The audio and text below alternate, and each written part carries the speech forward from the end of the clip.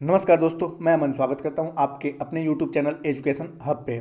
आज है 2 जनवरी और दिन है सोमवार और शुरू हो चुका है नया साल। हम फिर से उसी हर्षोल्लास के साथ ठीक है अपने करंट अफेयर्स को लाते रहेंगे और उम्मीद है कि आप हमसे ऐसे ही जुड़े रहेंगे और अन्य लोगों को जोड़ेंगे। तो चलिए शुरू करते हैं बिना किसी देरी के।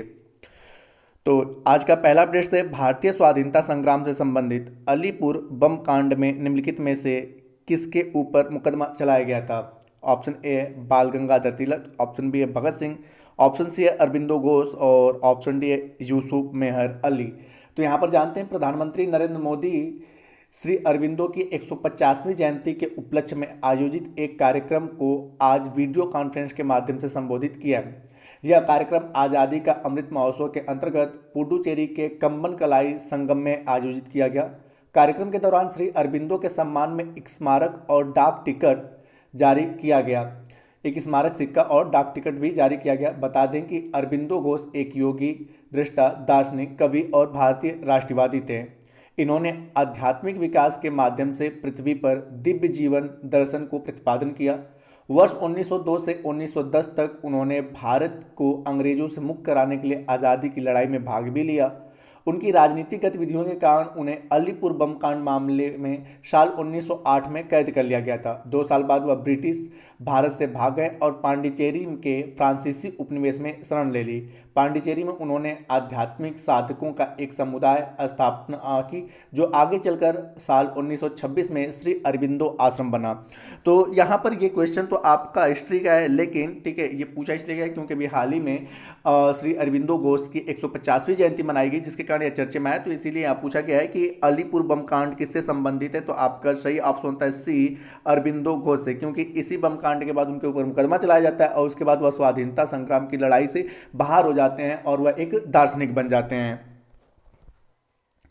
अगला क्वेश्चन है संयुक्त राष्ट्र सुरक्षा परिषद के संबंध में निम्नलिखित में से कौन सा कथन असत्य है। तो यहाँ पर पहला है यह संयुक्त राष्ट्र संघ के 6 अंगों में से एक है।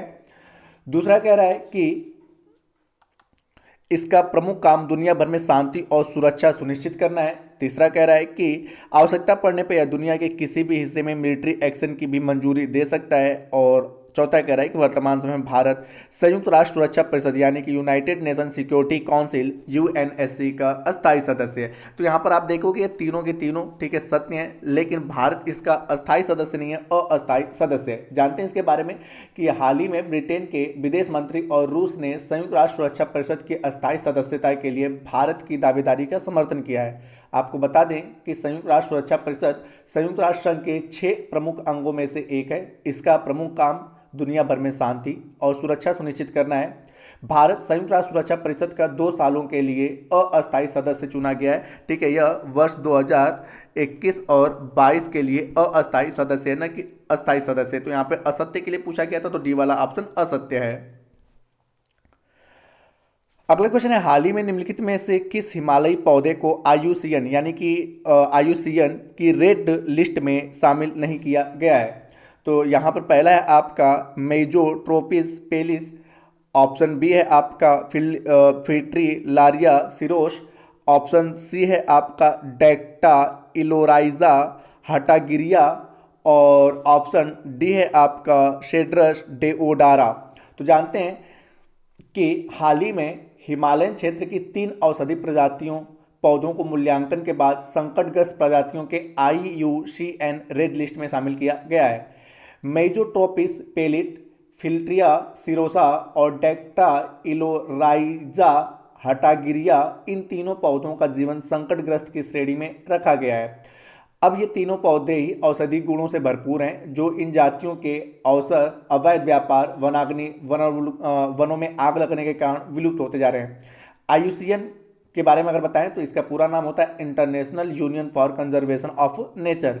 एक अंतर्राष्ट्रीय संगठन है जो संकटग्रस्त और विलुप्त होती पौधों और जंतुओं की जातियों को संरक्षित करने का कार्य करता है। यह संगठन रेड डाटा बुक जारी करता है जिसमें सभी संकटग्रस्त और विलुप्तप्राय प्रजातियों को शामिल किया जाता है। तो जैसा कि मैंने कहा कि ये तीनों के तीनों आपके IUCN के रेड डाटा में शामिल है। और रेड डाटा सूची कौन जारी करता है? IUCN। इसमें संकटग्रस्त या विलुप्तप्राय प्रजातियों को शामिल किया जाता है। विलुप्तप्राय या विलुप्त प्रजाति उन्हें कहा जाता है जो अपने निवास में, अपने प्राकृतिक निवास में पिछले 50 वर्षों से नहीं दिख रहे होते हैं, उन्हें विलुप्त प्रजाति घोषित कर दिया जाता है। तो ये भी विलुप्त प्रजाति भी कौन घोषित करता है? IUCN। रेड डाटा भी कौन जारी करता है? IUCN।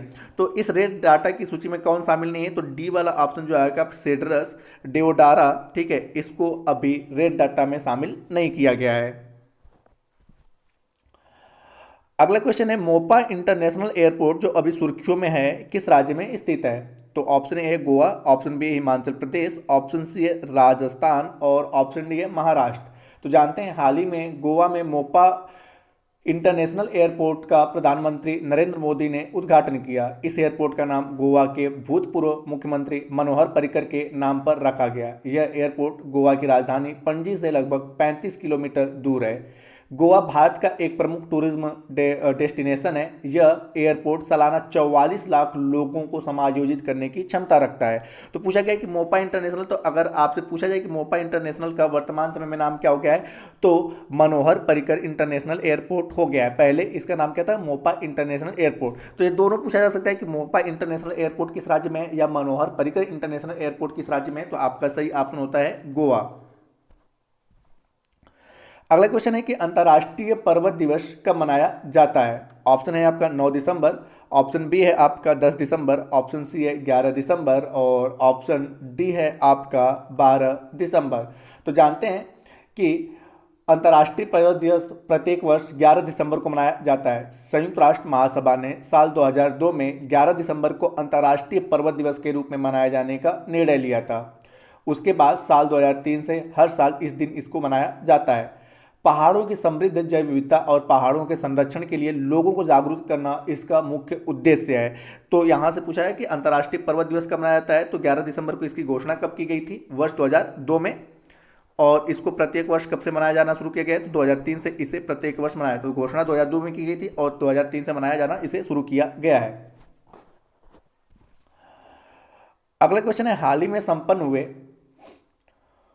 हिमाचल प्रदेश विधानसभा चुनाव और संबंधित प्रावधानों के संदर्भ में निम्नलिखित में से कौन सा कथन सही है? तो पहला कह रहा है कि हिमाचल प्रदेश विधानसभा में सीटों की संख्या 60 है।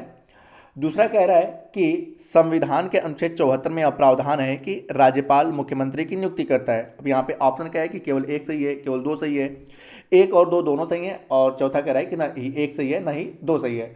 तो जानते हैं यहाँ पर कि सबसे पहले ये जानते हैं कि हिमाचल प्रदेश की विधानसभा की सीटों की संख्या, ठीक है, 68 है। ठीक है, तो यहाँ पे कुल कितनी सीटों की चुनाव है? 68, न कि 60 पे। तो पहला ऐसे गलत हो जाता है।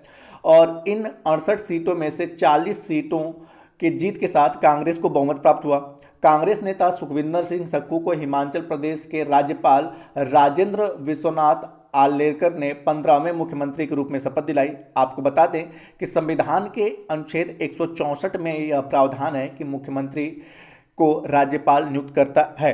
तो यहाँ पे नियुक्ति याद रखिएगा, मुख्यमंत्री का चुनाव नहीं होता है, नियुक्ति होती है। और नियुक्ति कौन करता है? राज्यपाल। लेकिन किस आर्टिकल के तहत? 164 के तहत। ठीक है, अनुच्छेद 164 के तहत नियुक्ति होती है, न कि 74 के तहत नियुक्ति होती है।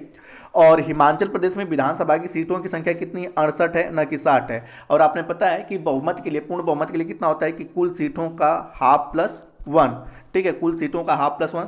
तो यहाँ पर आपने पता है कि अगर जो भी व्यक्ति हिमाचल में, ठीक है, 35 सीटें प्राप्त कर लिया, ठीक है, तो उसे क्या मिल जाता है? बहुमत। तो यहाँ पे कांग्रेस को कितनी सीटें मिली थी? 40। तो कांग्रेस ने पूर्ण बहुमत के साथ अपने 15वें मुख्यमंत्री का नाम सजेस्ट किया, सुखविंदर सिंह सुक्खू, और जिसको भारतीय संविधान के अनुच्छेद 164 के तहत राज्यपाल राजेंद्र विश्वनाथ आर्लेकर ने मुख्यमंत्री की शपथ दिलाई और उनकी नियुक्ति किया। तो यहाँ पे आप देख सकते हैं, नहीं एक सही है नहीं दो सही है, क्योंकि हिमाचल प्रदेश में विधानसभा की सीटों की संख्या 68 है और यहाँ पर संविधान के 74 नहीं, अनुच्छेद 164 में, ठीक है, राज्यपाल मुख्यमंत्री की नियुक्ति करता है। अगला क्वेश्चन है कि जलवायु परिवर्तन प्रदर्शन सूचकांक 2023 के संबंध में निम्नलिखित में से कौन सा कथन सत्य है, कौन सा कथन असत्य है? तो जानते हैं यहाँ पर कि पहला दे रहा है कि यह क्लाइमेट एक्शन नेटवर्क और संयुक्त राष्ट्र पर्यावरण कार्यक्रम द्वारा जारी किया जाता है।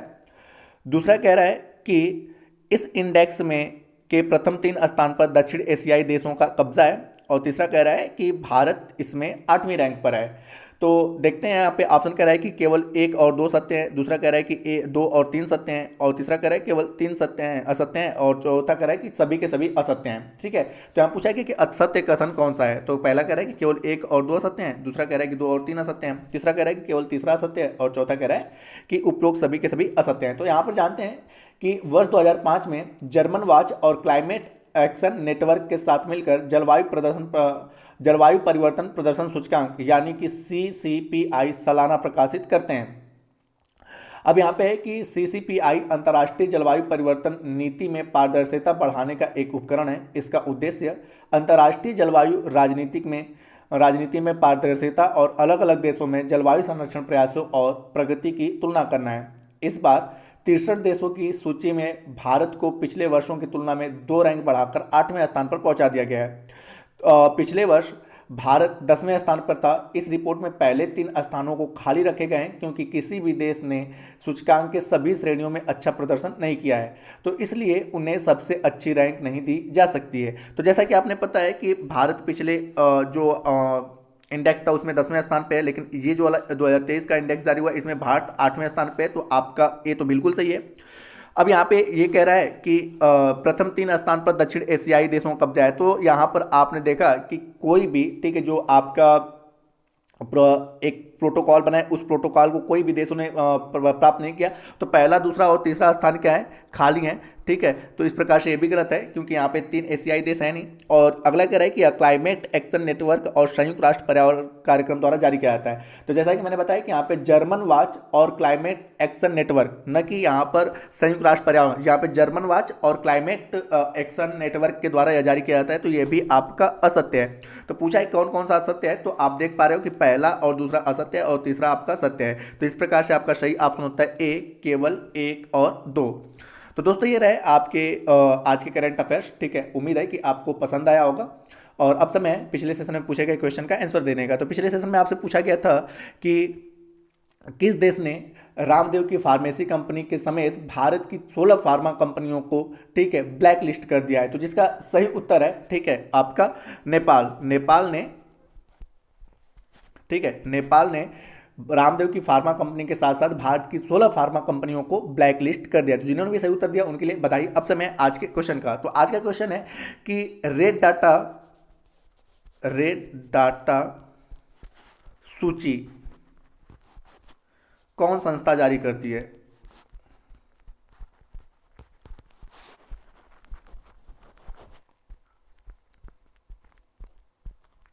ठीक है, तो आज का क्वेश्चन है कि रेड डाटा सूची कौन सी संस्था जारी करती है। आप इसका आंसर हमें कमेंट बॉक्स में दे सकते हैं। आपके कमेंट का मैं इंतजार रहेगा। तो दोस्तों वीडियो पसंद आया हो तो वीडियो को लाइक करें, कमेंट करें तथा अपने दोस्तों के साथ शेयर करें। और चैनल पर नए हैं तो चैनल को सब्सक्राइब अवश्य करें। एवं इस PDF को प्राप्त करने के लिए आप हमारे टेलीग्राम से जुड़ सकते हैं, जिसका लिंक वीडियो के डिस्क्रिप्शन में दिया हुआ है। तो वीडियो के अंत तक बने रहने के लिए धन्यवाद। मिलते हैं जल्दी नेक्स्ट वीडियो में।